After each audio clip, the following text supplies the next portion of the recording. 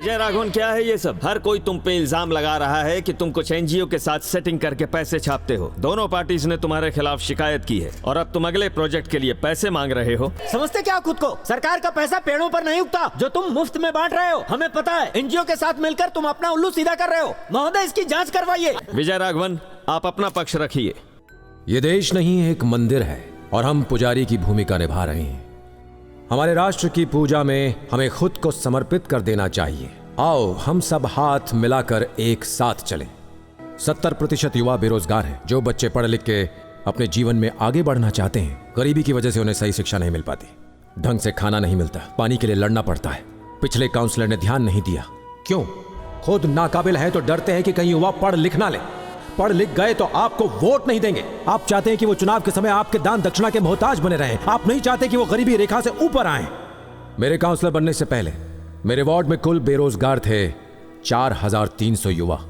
मुझे काउंसलर बने 1 साल हो चुका है और मेरे वार्ड में अब सिर्फ 180 बेरोजगार बचे हैं और ये संख्या भी कुछ दिनों में कम हो जाएगी। पिछले साल तक सिर्फ 15% युवा ही 12वीं पास कर पाए थे, लेकिन इस साल ड्रॉप आउट रेट 0 है। एक भी बच्चा फेल नहीं हुआ।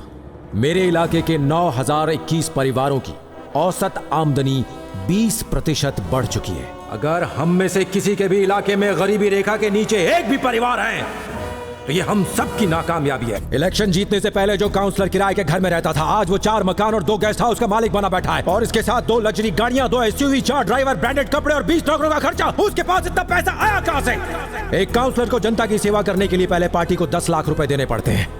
एमएलए जिसकी सैलरी 1 लाख है, उसका टिकट 15 करोड़ में खरीदा जाता है और एमपी के लिए पूरे 25 करोड़। जनता हमें वोट देकर हमारी जिंदगी तो बना देती है, लेकिन उनकी जिंदगी का क्या?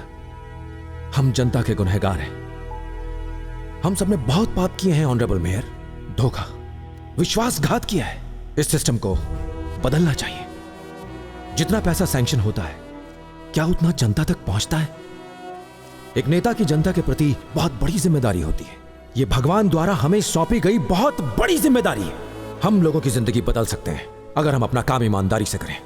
जैसे मेरा इलाका बदला है, पूरा राज्य बदल सकता है और हम पूरे देश को भी बदल सकते हैं। बस इतना ही। Thanks for allowing my words honourable mayor. Please accept my request towards my ward's development. Thank you.